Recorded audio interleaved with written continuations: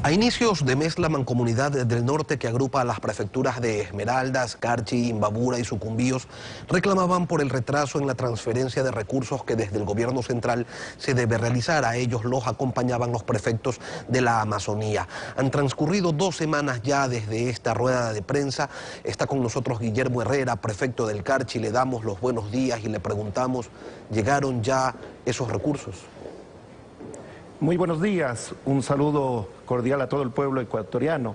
No solo que no llegan los recursos, sino lo que es más preocupante, el gobierno a través del Ministerio de Finanzas no ha dado una respuesta clara a las prefecturas del país. En el caso, a quien represento, a las 4 prefecturas del norte del país, nos adeuda cerca de 37 millones de dólares por algunos rubros, por algunos conceptos, y lo que nosotros nuevamente estamos pidiendo y ratificando al gobierno ecuatoriano, que cumpla con lo que dice la Constitución, que cumpla con lo que dice la ley, que entregue los recursos que le pertenece al pueblo ecuatoriano que vive en los diferentes territorios y que por lo menos, por delicadeza, a través de su ministro de Finanzas, atienda los pedidos que le hemos hecho a nivel de cada una de las prefecturas, a nivel de la Mancomunidad del Norte del país o a nivel del Congope, que no hemos tenido respuesta alguna y más bien lo que hemos tenido son algunos anuncios del gobierno que no se han cumplido. Prefecto, pero una cosa es lo que se dice en público y otras son las que se señalan en privado cuando ustedes dialogan con las autoridades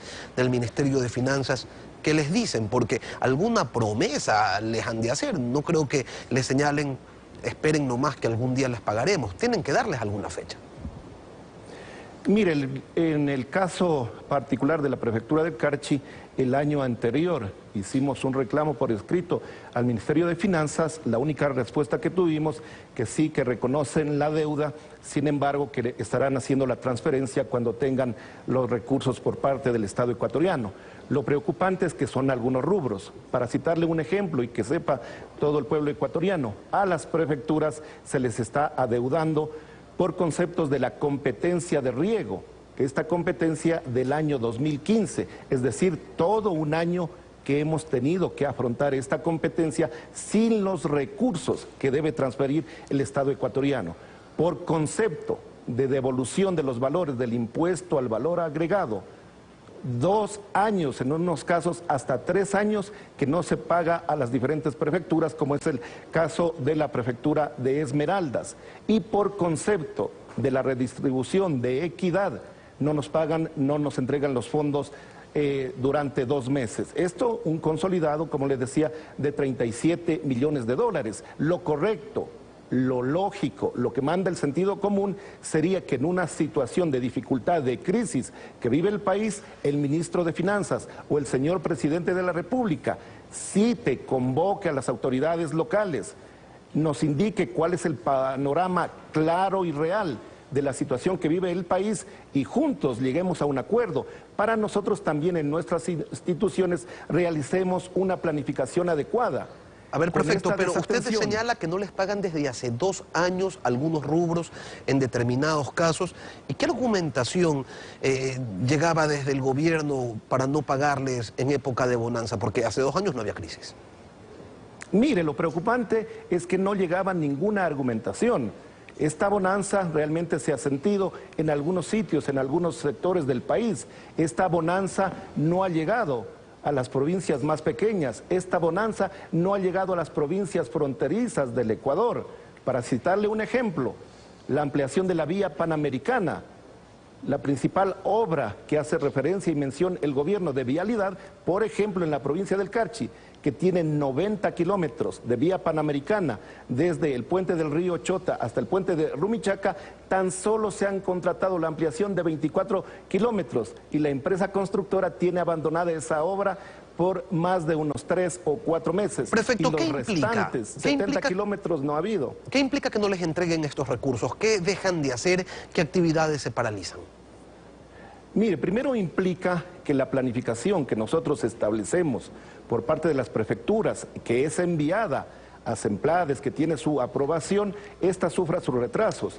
Los proyectos de ejecución en el campo de la vialidad, en el campo de riego, en el campo de fomento productivo, tienen que verse suspendidos, demorados. Implica también que en todas las provincias se tenga un retraso con nuestros proveedores implica que nuestros servidores tengan intranquilidad. Nosotros hemos hecho una gestión financiera adecuada, eso nos ha permitido estar al día en el pago de sueldos y salarios, pero aguantaríamos un mes más y esto lo hemos expresado en el seno del CONGOPE, en el seno de la Mancomunidad del Norte. Lo que yo miro que es una falta de importancia que el gobierno le está dando a los gobiernos locales, que a través de sus ministerios lo que se ha generado en los territorios no es una complementariedad de inversión, de gestiones públicas, sino una competencia desleal entre los ministerios y los gobiernos locales. Economista Herrera, lo invito a recordar lo que decía Gustavo Baroja, prefecto de Pichincha y presidente del Consorcio de Gobiernos Provinciales, sobre el reclamo que ustedes hicieron por la falta de recursos. Yo creo que aquí hay que tener simplemente las consideraciones necesarias, porque por más que exijamos, el gobierno no va a poder satisfacer esas necesidades en este momento. Pero se ha pagado ya noviembre, la semana entrante nos han dicho desde el ministerio de que se pagará diciembre, y el presidente nos ha señalado que en marzo volveremos simplemente a la normalidad en cuanto a las alícuotas mensuales y en cuanto a los ingresos que tenemos los gobiernos provinciales. Prefecto, brevemente, se nos termina el tiempo. ¿Se puede esperar hasta marzo, sí o no? Mire, no nos han dicho oficialmente nada. Con mucho respeto y cariño al compañero Gustavo Baroja, él es el vocero de las prefecturas, no es el vocero del gobierno ni del Ministerio de Finanzas. Él debe expresarle al pueblo ecuatoriano la situación de angustia que viven muchos de los gobiernos locales, muchas de las prefecturas, y él, al ser el vocero de las prefecturas del país, debe exigir al gobierno cumplimiento de la Constitución y de la ley. Esperamos que en marzo, tal como se lo ha manifestado a través de Gustavo Baroja, se igualen con las rentas que por ley les pertenecen a los ecuatorianos de los diferentes territorios, si no seguiremos expresándonos nuestro desacuerdo. Guillermo Herrera, prefecto del Carchi, gracias por acompañarnos esta mañana.